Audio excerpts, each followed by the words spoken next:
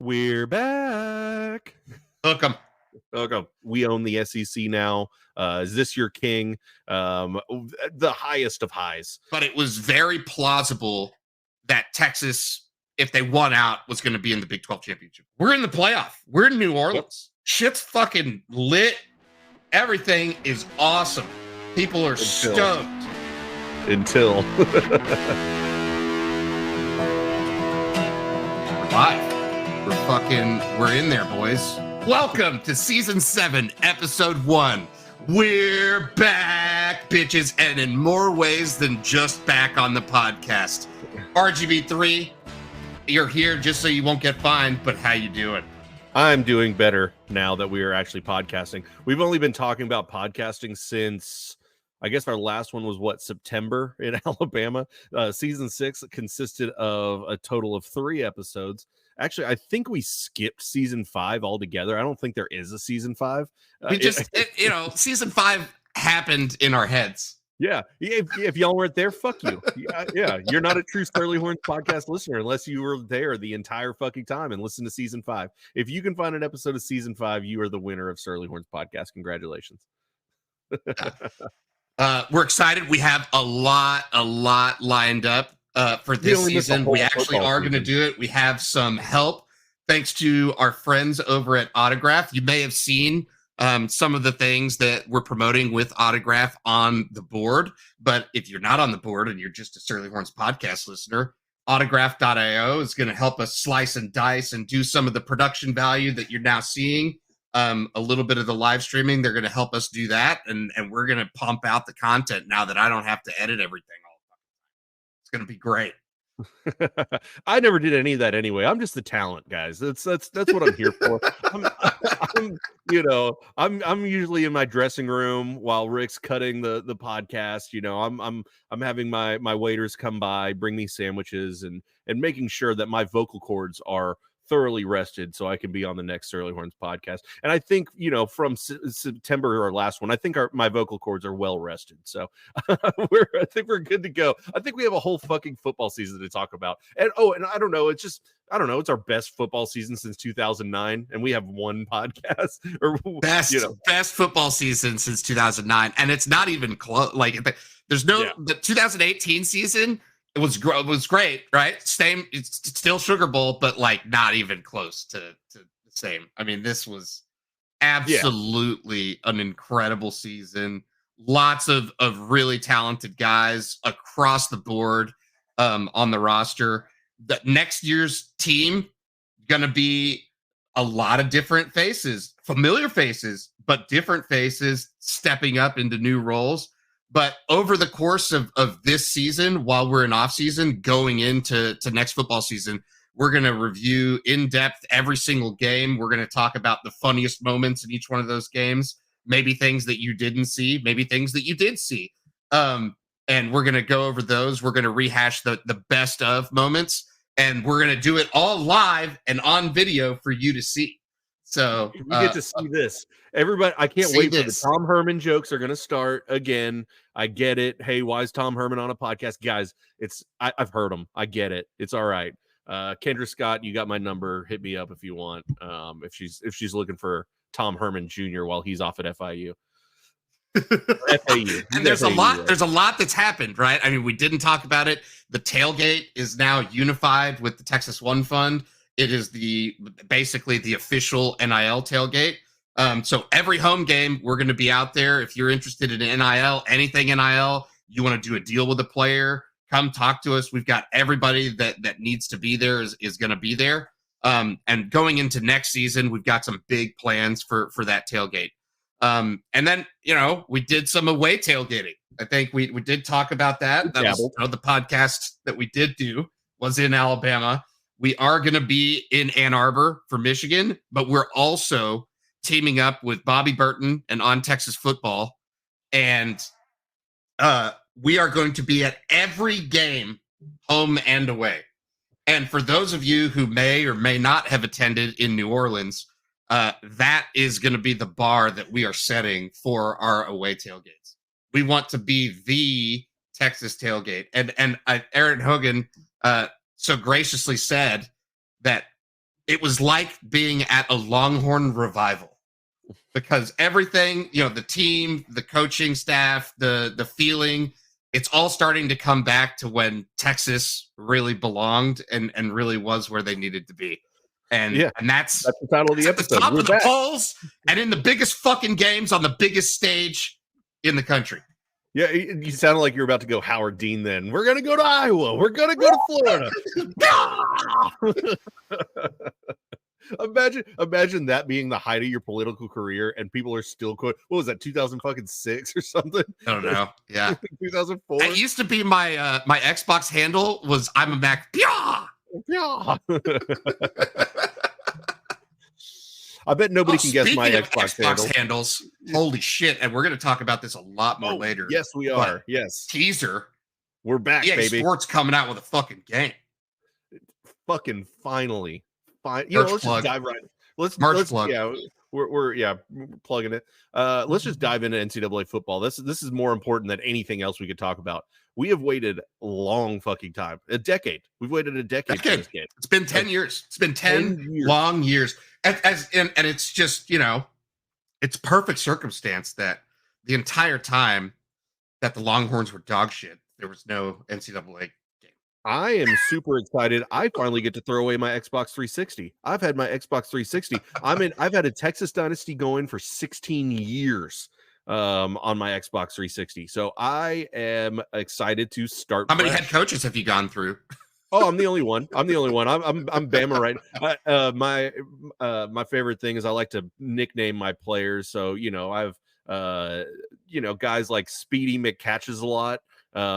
He won the Heisman last year. He had 2,800 yards. So pretty solid. Speedy McCatches a lot. Congratulations. Well, and everybody bitching about, the players are only getting $600 and a free copy of the game. I don't know if they know that. That's exactly how much an Xbox or a PS5 costs, pretty much. So basically, they're getting a free PS5 and the game for literally just putting a signature on the document. Who gives a shit? If they don't there's some assholes out there that are claiming that they're a part of some fucking players association, like CFBPA or whatever, and it's like, bitch, that's number one. That organization doesn't fucking exist. There's no fucking players union at all. Maybe they're paving the way for that. But look, shut the fuck up. There's no players union. Number two, there's no collective bargaining. Good luck fucking negotiating with EA if you're just some third string motherfucker on some team and you don't want to sign a $600 deal. Like, what if a $600 deal is just going to land in your fucking lap? Now, the people are like, oh, but what if Quinn Ewers doesn't want to sign?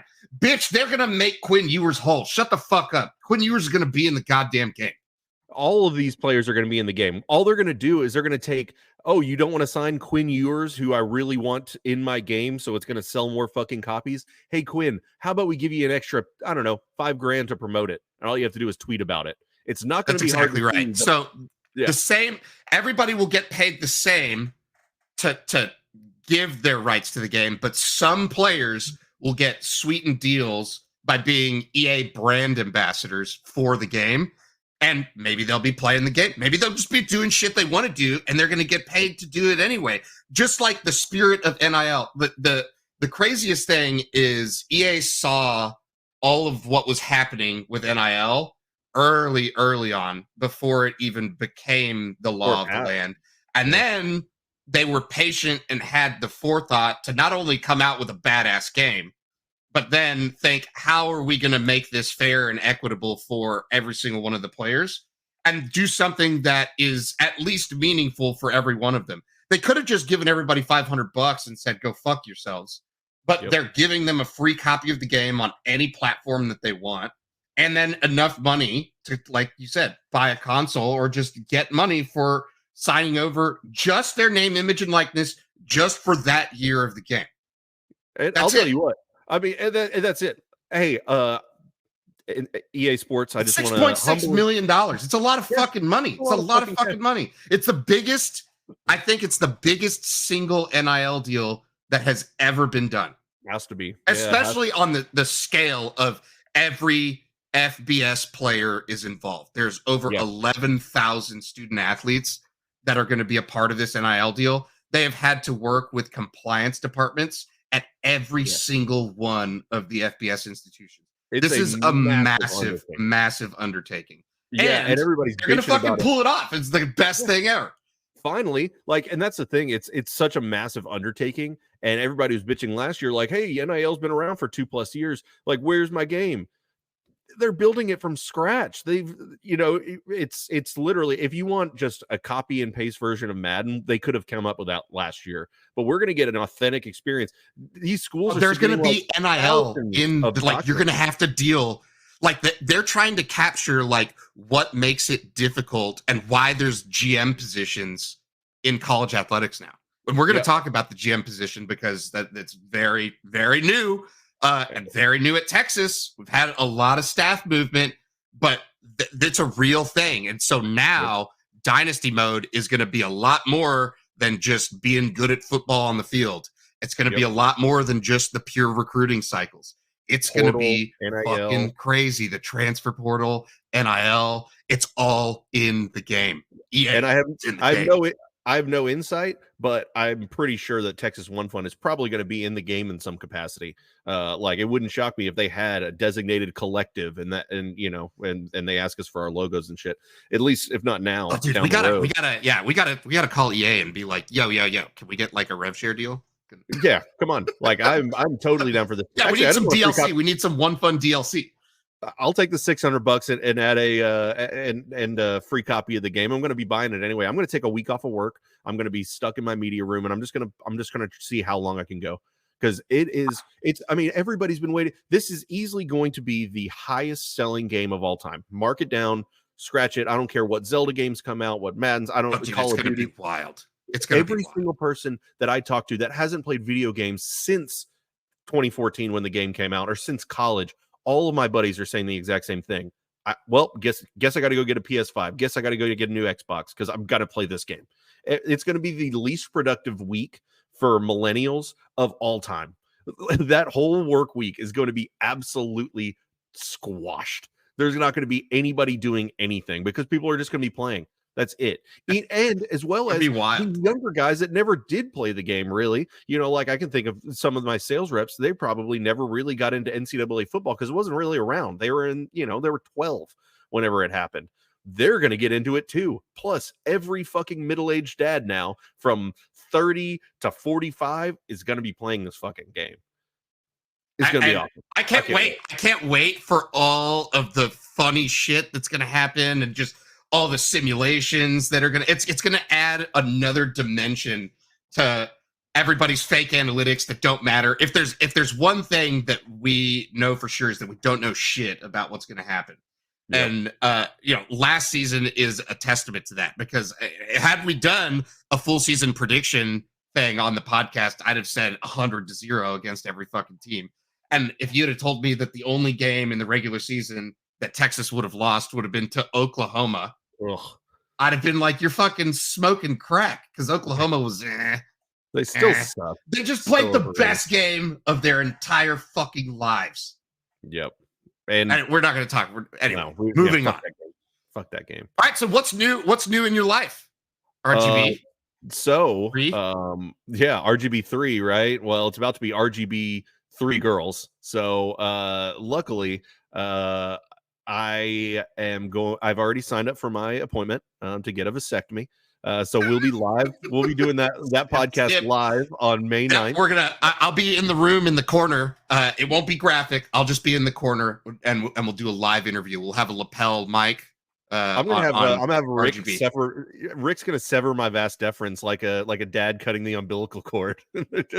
He's gonna be in it, just south of the border. Just probably bite it with his teeth. Just rip.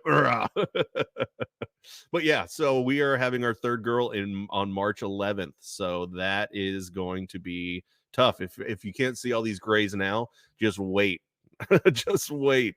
Yeah, it's going to be rough, but we are committed to doing this podcast a lot more, regardless of situation. I might just be holding a baby. I might be breastfeeding while we podcast. Good thing y'all put the boobies to work. Yeah, y'all can see these nipples aren't useless, guys. So other news that you may or may not have caught. I don't know if you live under a fucking rock, if you're a Longhorn fan at all, and you didn't realize that Bobby Burton has left Inside Texas, but some other people also left, namely Jerry Hamilton, and they've started working together again, and they're over at a site called ontexasfootball.com. They have a live stream that they do every morning, Coffee and Football, and they've got a whole bunch of great content that they're putting out. Bobby is doing the Bobby Burton special and grinding it out, finding all the info, keeping everybody in tune. So if you want a little bit of more of a family-friendly vibe and you want deep dive football analytics, not from a bunch of guys who just have strong opinions and loud voices, check out On Texas Football on YouTube and everywhere else. It's going to be a really good partnership. We're working together, like I said, on all of the away game tailgates and the home tailgates. We're going to be doing live programming there. We may even have some shared guests that come in and on the Surly Horns podcast and the On Texas football podcast. So really excited about what's going on, especially in the online Longhorn community.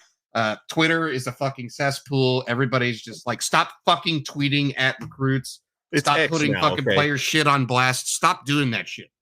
It might have been Twitter back when we recorded last, and you know, get on Surly and do the shit the right way. Yeah, if you're looking for a good quality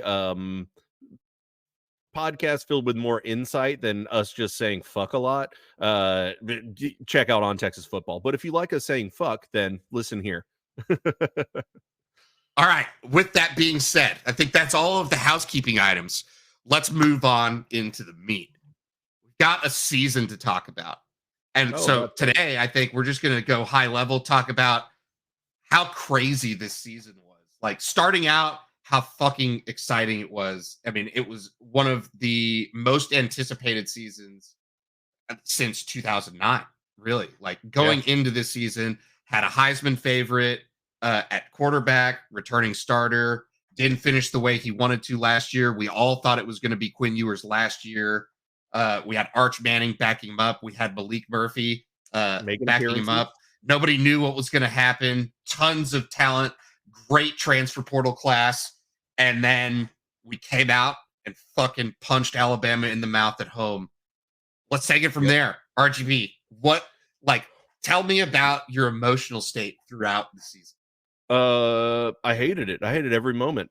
Being good. So one thing people don't tell you, when you're 5-7 and awful, you stay steady. You're steadily disappointed. There's no hope. This sucks. This isn't probably going to get better. 5-7 is actually not that bad whenever you consider your emotional state.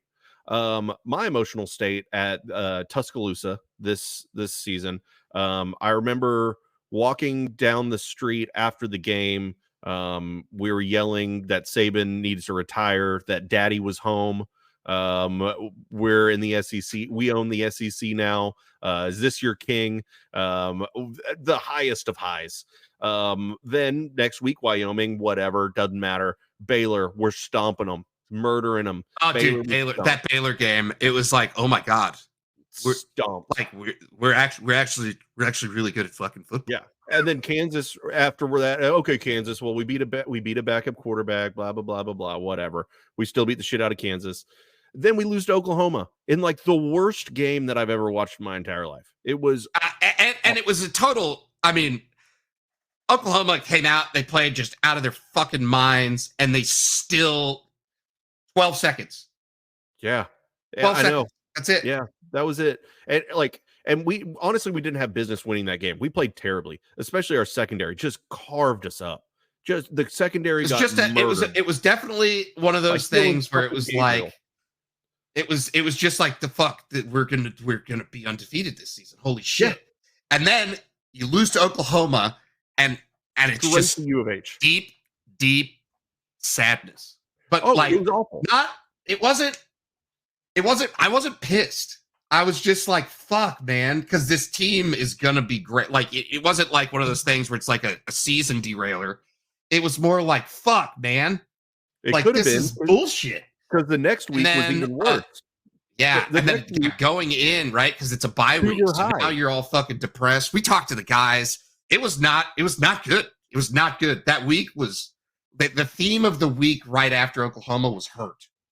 Yeah. It's a lot of hurt.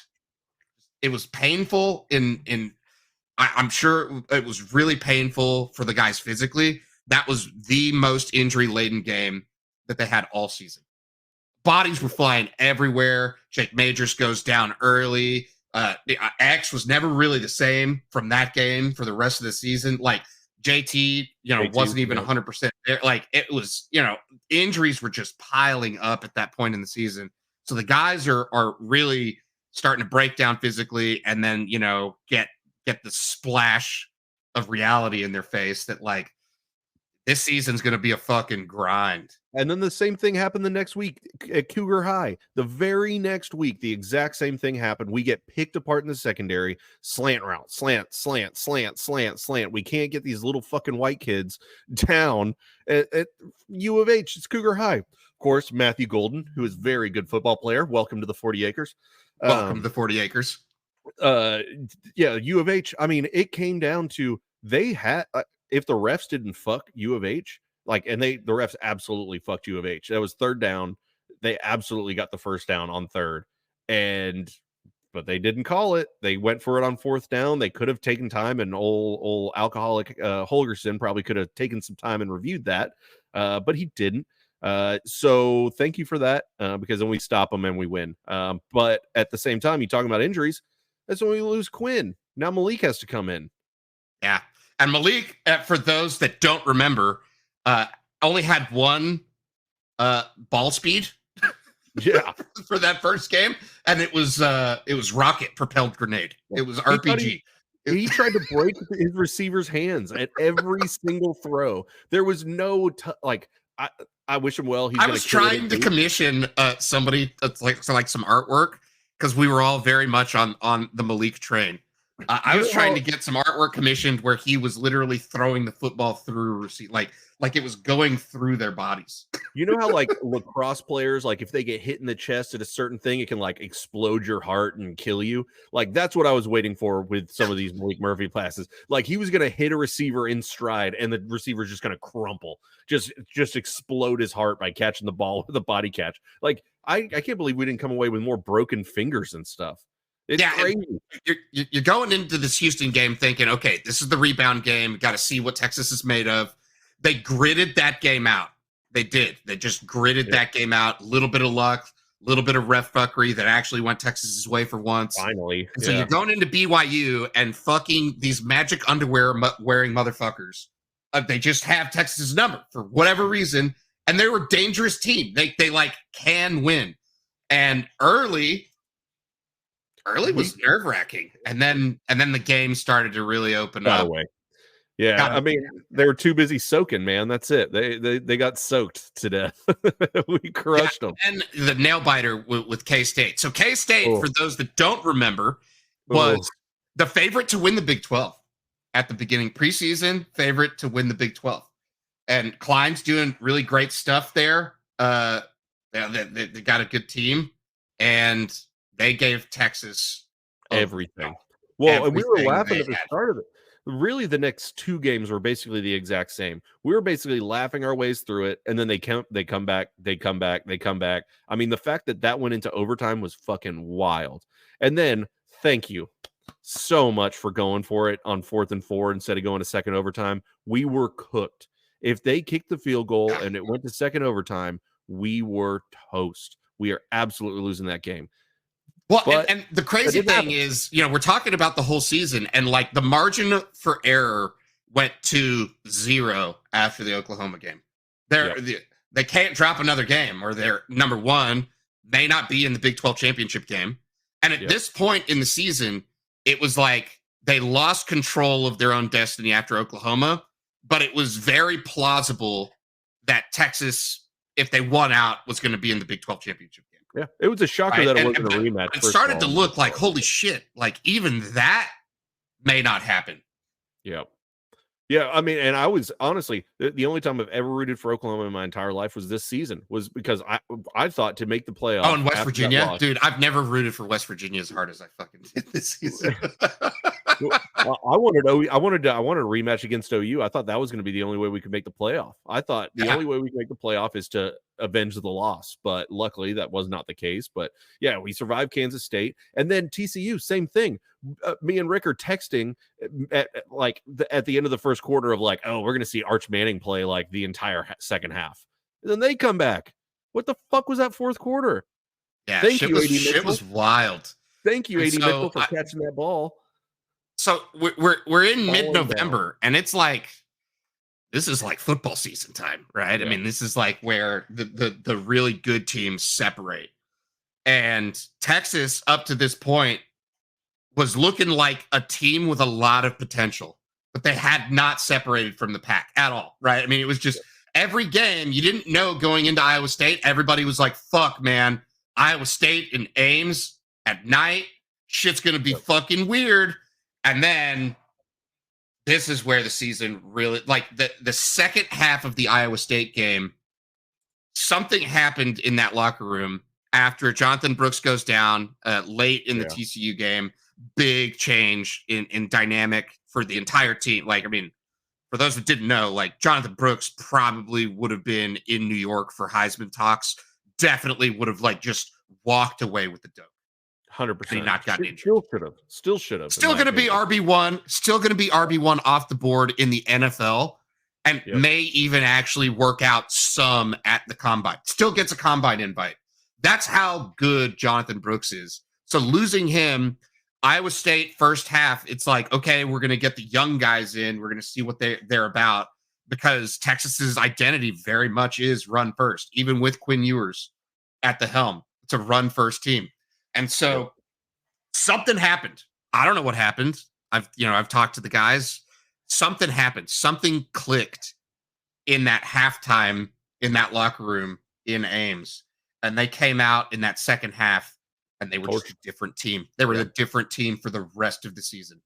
The rest of the season, they were just their identity just totally changed. And I will say, like, in that game, you saw something with Cedric, with Baxter. He, like, something happened where he just like figured out the contact balance thing. Yeah. And like from then on, it was like didn't go down on first contact. He's like starting to do the running back jujitsu, ninjutsu, whatever the fuck that Choice is teaching these guys on contact balance, because Roshan had it, Bijan had it, right? Brooks had it. Now we've got Baxter that's got it. Blue's just a speed demon. Yeah, you shut can't out touch Blue anyway. You can't get a clean hit on Blue. But I think the biggest thing with Baxter, and what people don't understand about freshman running backs, people think it's a lot of plug and play kind of thing. Well, number one, they have to learn how to pass protect. That's not something that's, emphasized in high school, because they're just running the ball half the time. But the biggest thing is CJ Baxter could run through these little Florida high school kids standing straight up. It didn't matter. Well, now he had to learn a little bit about, hey, get your fucking pads low and run through this guy. He might be bigger than you, versus some little white kid in Florida just falling off of him, trying to play fucking safety against CJ Baxter. So once they learn that and they pick up on that, that's when they start that's when they really start doing it. Now he's going to have a full year and a half in a strength and conditioning program, putting on good weight. He's going to get bigger, stronger, faster. He's going to hit the holes harder. He's going to know the playbook better. He's going to be the two-headed monster of Blue and Baxter next year is going to be stupid. Scary. How do you fucking deal with it? Yeah. I mean, and Thunder and lightning. Turning everybody but Jones on the offensive line. It's going to be fucking salty. And we might even get better. I mean, Cam Williams is going to be a stud. Like, the whole offensive line next year should be absolutely ridiculously studly. I think we'll see Neto, and I think we'll see Cam Williams. Shut up, Pancake Factory. Yeah. Pancake Factory, let's go. You're welcome. Yeah, and so after that, the momentum, something unlocked. And so at that point in the season, there's still a whole bunch of teams in the mix for the Big 12 championship game. Oklahoma had dropped another game at this point. Texas is back in control of its own destiny with the win in Iowa State. And I think from there, the mentality was, this is our fucking season. And winning so, in against Tech, and that was the a best shit game. run through Lubbock. Is that what Jatavion said? A shit run through Lubbock. Yeah. Hey, Yormark can suck my dick. Seriously, Texas Tech got fucking stomped. I'm gonna be there in Austin, and you better take care of business the way you did right here in Lubbock. I watched that video a billion fucking times because it is so funny. 57-7, and it should have been way even higher than that. It could have been. They could have. They were scored. It was just at will. They got pity points, and it could have been 100. It could have been 100-0. Like legitimately, that could have been 100-0. Yeah, made my Thanksgiving break for sure. And then, Big 12 championship game. Same thing. Everybody was, it was all over the place. Nobody knew who the fuck was going to play anybody. The Big 12 is a complete shit show. It's fucking a disaster. They don't even know how they're going to pick a team. They're just trying to pick somebody to fuck with Texas. Whatever. Oklahoma State gets the nod. I was rooting for that because what a perfect way to just get scoreboard on everybody. Yep. Scoreboard on literally everybody. Every single team. Texas has scoreboard on every single team in the Big 12 for eternity.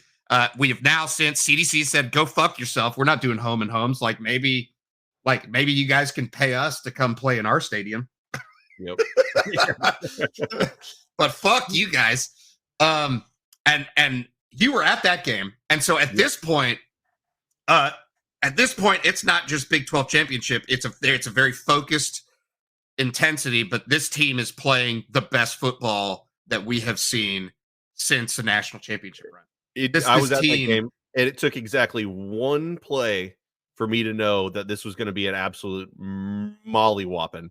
And the one play was Alan Bowman going under center. I said, holy fuck, they have Alan Bowman as their quarterback. I don't watch a lot of Oklahoma State football. They have Alan Bowman as their fucking quarterback. Oh, dude, this is going to be like 50-10. This is going to be the easiest game of our entire life. Sure enough, 49-21. Yeah, and even that's a little misleading. It was not that close. I mean, it was not close at all. They blew the doors off of a really solid, like a good, deserving to be in the Big 12 championship, Oklahoma State. Just completely fucking annihilated this team. They held the Doak Walker winner. I'm going to put an asterisk by it because that should be Jonathan Brooks, Doak Walker. He should have handed it to him on the 50-yard line. Didn't they hold him to under 4 yards? Under 3 yards a carry? It was something ridiculous. It was fucking 17 ridiculous. yards for the game or something stupid like that. 17 yards for the entire game. Who's supposed to be this just awesome? Well, it turns out when you face Tavondre Sweat and Byron Murphy, things get a little harder than tearing up fucking Kansas's defense or whoever the fuck, Cincinnati, UCF. Fuck you, Ollie Gordon. Give Jonathan Brooks his Doak. He deserves it. He might be a nice guy, but I don't fucking care. Yeah, fuck that guy. He's not very nice. He's been fucking dickhead on the sidelines. So that'll come up in the funny clips. We'll show some shit. And also, it might have had my favorite play of the year with the T-Sweat touchdown. That the yelling in the stands when Sweat hit the fucking Heisman was the best thing I've ever seen in my entire life. It was so great. Actually, it was the second best thing. The best thing I've ever seen in my entire life is everybody booing the Big 12 commissioner fucking loud and for so long that he had to have Sark try to stop them. He had to, everybody doing one of these, hey, quiet down the crowd, quiet down. It did not stop anybody. Even Sark doing that did not stop anybody. It was the loudest. It was actually hilarious on TV trying to watch Sark not laugh. Like you could tell that he really thought it was fucking funny, and all of the players thought it was the funniest shit ever. So that, fuck the Big 12. And so that's the season, right? That's regular season. We're done. Done forever. It's just fuck yeah, Big 12 champs. Shit's awesome. And by this time, it wasn't really there was hope of the playoff. But at this point, there's 4 undefeated teams, right? Yep. No. Yeah. Georgia, Washington. Yeah, Georgia, Washington. No, because Georgia lost to Bama. Well, after the game, they lost to Bama. Right. So there's 3 undefeated. No, there's 4. Florida State, Georgia. No, Georgia fucking lost. Yeah, Can't do that. after the game. I'm saying at After the time the game ended. Yeah. Oh yeah, before the game. Yeah. So there's 4 undefeateds, and it's like, okay, fuck, Texas is out. Yeah. And then we're like, we're trying to figure out scenarios of like, okay, well, how does Texas get in? I think everybody remembers this fucking thing. And then Florida State had literally been playing dog shit football, since Jordan Travis went down. Like even before Jordan Travis went down, but Jordan Travis is that good. He's very good. Yeah, 100%. Very good. And then he broke his fucking leg against. This is why you don't play FCS Northern Alabama in the middle of the late fucking season. And they almost lost to him. They almost lost to that fucking. And they were getting fucking beat. They were down 2 scores at one point. Yeah. Anyway, and then that Louisville game that they played was actually so bad. That's why they the Louisville game, I think, is the reason they didn't actually make 100%. The playoff. Because if you watched that game, it was so bad that team didn't even deserve to be on a field with anybody that was in the playoff. Like that was and then they proved it. All the opt-outs and all the bullshit that happened. Go fuck yourself, Florida State fans. Like Georgia had 22 players opt out or not go either, and they fucking beat you guys 63-3. Shut the fuck up. And that could have been even worse. They played backups for a full fucking quarter. Yeah, there's if any Florida State fan bitches, I get it. Whatever. You'll never run into that scenario again with the 12-team playoff, or now it might be fucking 14, which is just crazy. 16. I think they're just gonna. I think the bye week. I think everybody has a problem with. But we'll talk about that for another time. It's either way for another time. Just try out the 12s first. Just try the 12. See what whatever. But anyway, Florida State had no business being on any platform. I'll never forget getting back on that day from the Big 12 championship. And I'm like, oh man, I get to watch Florida State, Louisville, and I got Michigan, Iowa. Like maybe we'll get an upset. Maybe this will be cool. Those were the 2 worst football games I've ever watched in my entire life. I would rather an 0-16 Jacksonville Jaguars face the Detroit Lions that are also 0-16 and Dan Orlovsky's at quarterback or some shit than whatever those games were. That was the worst football I've ever seen in my entire life. It was absolutely crazy how bad. Like, how do you have offenses that are that bad? Like, it doesn't matter. All I knew, I went to sleep fucking crazy. That night because the next night is selection day. I went to sleep that night before the game had even ended. I was like, this Florida State team is dog shit. Like, there's no way they fucking choose these guys. Went to sleep pretty confident that Texas was going to get in over Florida State 100% at minimum. And I didn't care what the fuck happened to Alabama. And then whenever the selection show happens, that's the last time we were doing a live cast. And I had it going. We were live streaming, and I was, kind of like doing a little diagram and whatever. And I was not expecting Texas at 3. Oh, I was expecting Texas at 4. I knew it was going to be Texas at 3. But it happened, and then it happened, and then it happened. Because no fucking way you could have had Bama. No fucking way you could have had Bama over Texas. That would have been the stupidest thing of all time. It was fucking incredible. It was incredible, like the feeling that I had, and it was like absolute joy. And then we had Jatavion Sanders literally like hop in on live stream. He like bounced into the other room to like come talk to us right after the selection show. You can hear like cheering in the background and shit.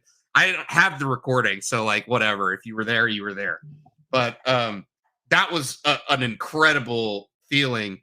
And then immediately after I got off of live stream, reality set in, and I was like, oh fuck. Oh fuck, we have to have a party. Now we actually have to play. And it took so long. And there was no fucking time. There was no time. Oh my god. There was no time at all for you because you were busy planning at the biggest Sugar Bowl party of all fucking time. It's the biggest party. Yeah. We did the single day sales record for Manning's.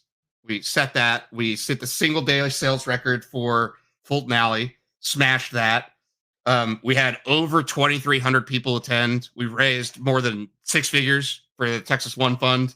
And most importantly, everyone got fucking shit-faced and had an absolute blast of a time. We had content all fucking day from the broadcast team at On Texas Football.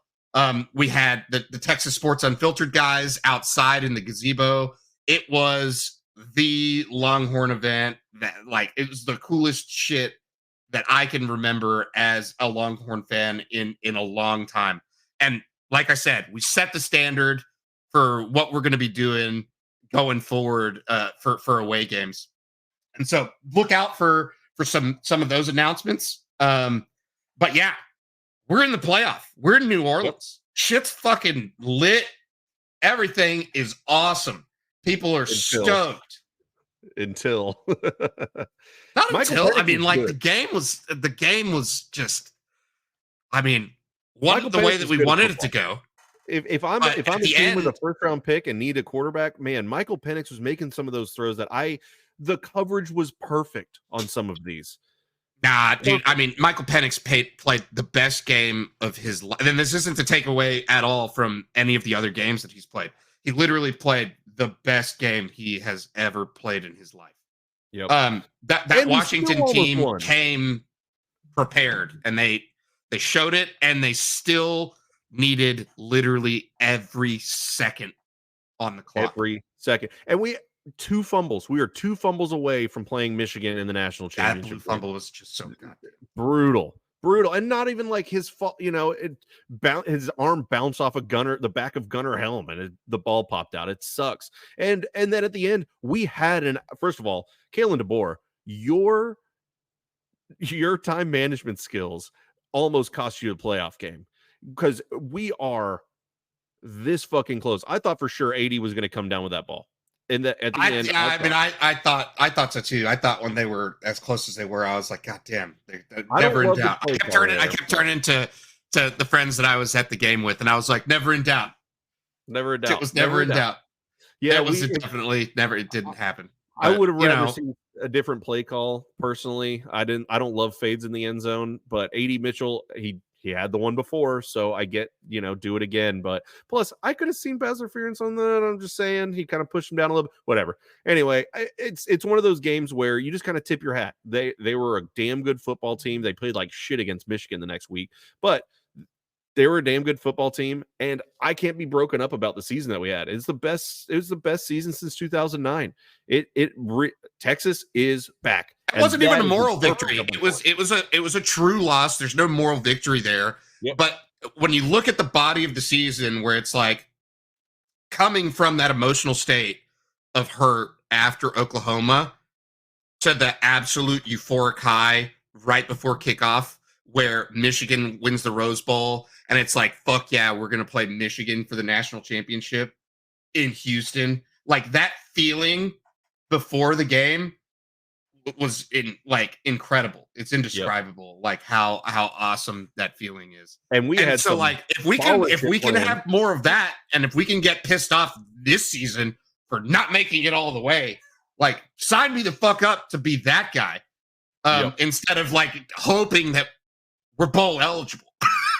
Yeah, we have a decently favorable schedule. We'll get into next year in a later podcast, but I'm ready to play Michigan this next upcoming season and see. They lost a lot, including the shell of what Michigan was. Yeah, fucking shell. Their head coach and their quarterback both being gone. So I would love to. The line coach is gone. Their strength and conditioning coach is gone. Everybody's gone.